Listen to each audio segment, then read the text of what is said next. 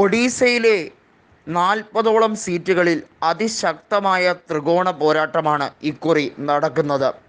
ബാലസോർ മേഖലയിൽ ഉൾപ്പെടെ കോൺഗ്രസിന് ആധിപത്യം ഉറപ്പിക്കാൻ കഴിയുമെന്നും തിരിച്ചുവരവ് ഉണ്ടാകുമെന്നും ഒഡീസയിലെ കോൺഗ്രസ് കമ്മിറ്റി അവകാശപ്പെടുന്നുണ്ട്. പുരിയിലും ഭുവനേശ്വർ മേഖലയിലും ഒക്കെ ഉണ്ടായിരുന്ന BJDയുടെ ആധിപത്യം മെല്ലെ മെല്ലെ കുറഞ്ഞിരിക്കുന്നു.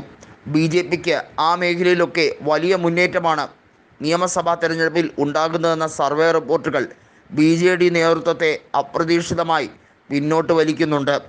അതുകൊണ്ട് തന്നെയാണ് മുഖ്യമന്ത്രിയായ നവീൻ പട്നായിക് ഒരു മുഴം മുന്നേ എന്ന രീതിയിൽ കോൺഗ്രസുമായി ഒരു പോസ്റ്റ് പോൾ ടൈപ്പിന് തയ്യാറെടുക്കുന്നത്.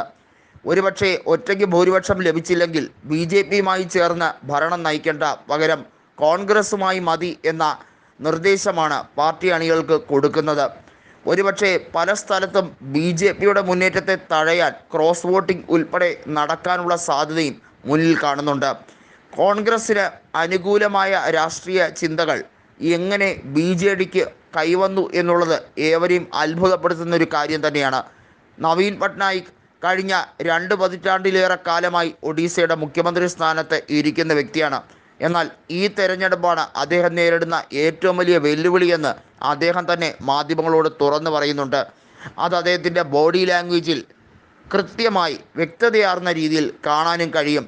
എന്നാൽ പലപ്പോഴായി അദ്ദേഹം മാധ്യമങ്ങളോട് വളരെ അറുത്തുമുറിച്ച രീതിയിൽ മാത്രമേ കാര്യങ്ങൾ പറയാറുള്ളൂ, അതും ചുരുക്കം ചില വാക്കുകളിൽ.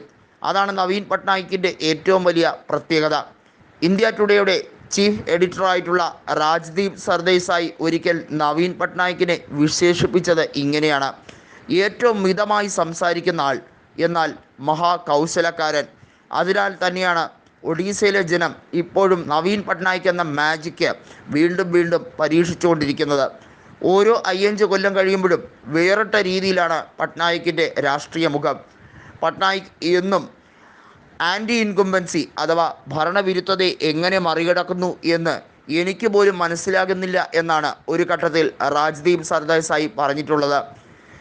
ഒരിക്കൽ 2014 എന്ന ബുക്ക് അദ്ദേഹം രചിച്ചപ്പോൾ, അതായത് the election that changed India എന്ന പുസ്തകത്തിൽ കൃത്യതയാർന്ന നിലപാട് അദ്ദേഹം എടുത്തിട്ടുണ്ട്. അതിൽ പറഞ്ഞിട്ടുള്ള ഒരു വാക്കുണ്ട്: ഒഡീസയുടെ പ്രത്യേക രാഷ്ട്രീയം വേറിട്ടത് തന്നെയാണ്. കേന്ദ്രത്തിലേക്ക് BJP അംഗങ്ങളെ ജയിപ്പിക്കാൻ വലിയ രീതിയിലുള്ള തത്രപ്പാട് കാണിക്കുമെന്നാണ് ഞാൻ കരുതിയതെന്നാണ് രാജ്ദീപ് സർദേശായി അന്ന് വിശേഷിപ്പിച്ചത്. എന്നാൽ എൻ്റെ കണക്കൂട്ടലുകളെ എല്ലാം തെറ്റിച്ചുകൊണ്ട് അന്നും കേന്ദ്രത്തിലും അതുപോലെ തന്നെ സംസ്ഥാനത്തും BJDക്കായിരുന്നു മുന്നേറ്റം. ഇത് പട്നായിക്കിനെ കൊണ്ട് കഴിയുന്ന മാത്രം എഫക്റ്റാണെന്നും അന്ന് സർദേശായി വിശേഷിപ്പിച്ചിരുന്നു.